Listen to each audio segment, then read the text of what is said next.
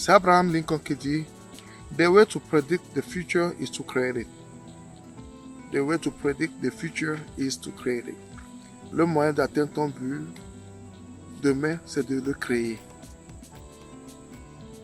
Le moyen d'atteindre ton but, c'est de le créer.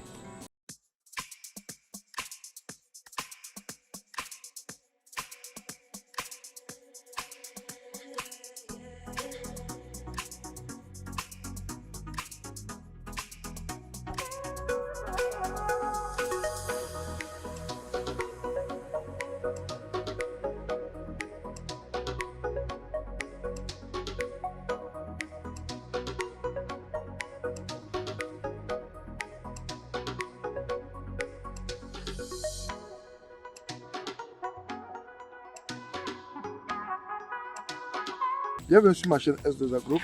Sur ma chaîne, nous parlons d'investissement en général, d'agriculture en particulier. Si ces thématiques sont importantes également, vous avez deux choses à faire. C'est de vous abonner à notre chaîne et de cliquer sur la cloche de notification pour recevoir toutes nos vidéos à chaque fois que vous cliquez. Le moyen de prévenir ton futur, c'est de le créer. C'est très important. C'est très important. C'est pourquoi on dit souvent, chacun est maître de son destin. Chacun est maître de son destin. Ce que tu veux devenir demain se trouve dans ta main. À 99,99%.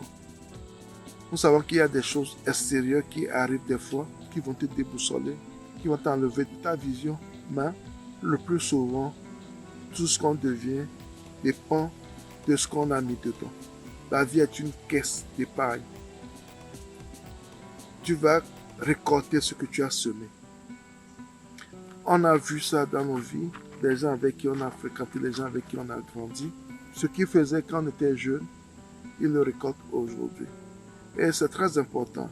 Si on veut développer notre continent, si on veut évoluer, si on veut faire des choses différentes, il faut qu'on vive différemment. Il faut qu'on vive différemment. Moi, je pensais avoir une ferme agricole depuis toujours. Ça a été toujours dans ma tête, dans mes idées d'avoir une ferme. J'ai toujours aimé les animaux. Quand j'ai eu les moyens, j'ai acheté mon terrain. J'ai acheté mon terrain depuis 2009. Depuis 2009-2008.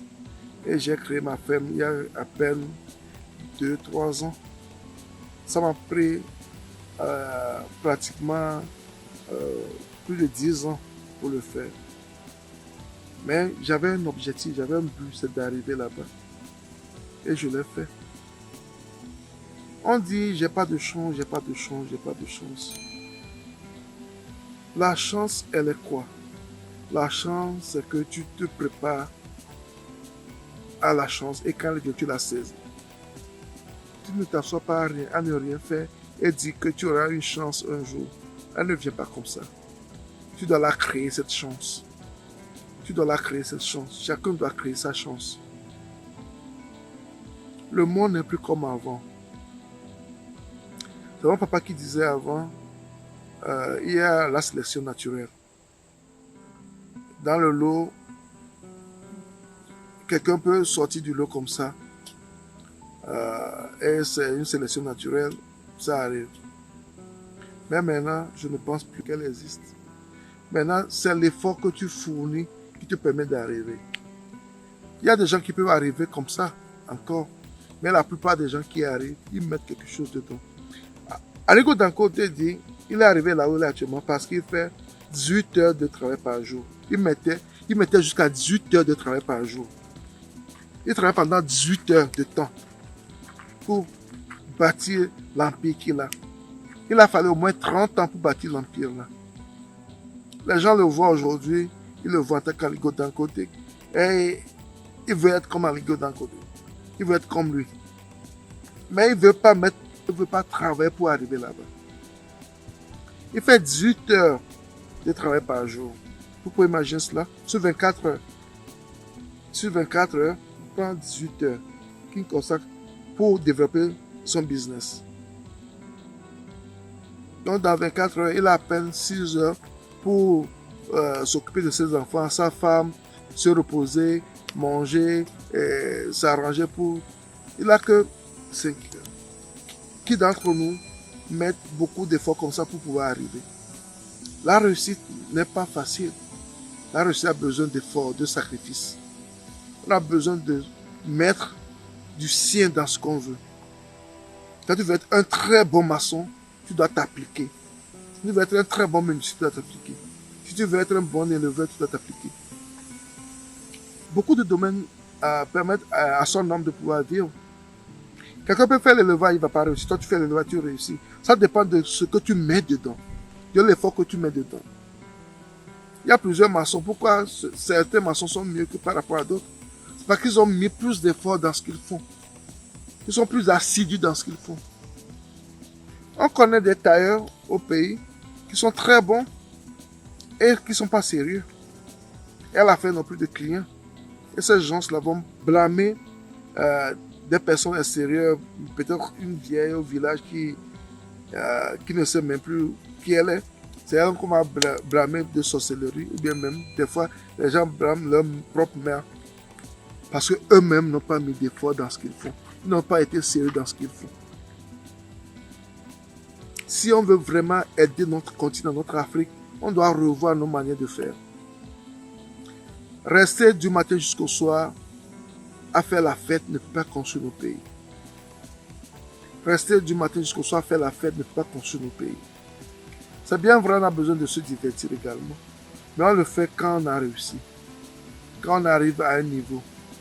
Mais chez nous, on préfère se divertir et après on pense à travailler. Alors que chez les autres, ils travaillent et ils se divertissent après. Si on peut renverser la tendance également, on va réussir dans notre pays. L'Afrique a tout pour réussir. On a tout pour réussir. Si on revoit nos priorités. On ne connaît pas nos priorités. Revoir nos priorités, ça va beaucoup changer les choses chez nous. C'est très important. Il faut qu'on arrive à déterminer nos priorités dans la vie et travailler pour arriver à ces objectifs. C'est ce qui peut nous permettre de réussir dans tout ce que nous entreprenons comme projet. Les gens qui réussissent n'ont pas 5, 10 ou bien 15 têtes. Ils n'ont pas 3 cœurs. Ils n'ont pas 2 et 4 mains. Et ils n'ont pas 48 heures par jour. Ils ont 24 heures comme toi et moi. Ils ont une tête comme toi et moi. Ils ont une main comme toi et moi. C'est parce qu'ils ont mis plus d'efforts dans ce qu'ils font. Et des fois, la chance vient les sourire également. Mais avant ça, ils ont mis beaucoup d'efforts dans ce qu'ils font. Donc, si on veut vraiment réussir, si on veut vraiment aider notre continent, on doit revoir nos manières de faire. Parce que l'Afrique en a besoin.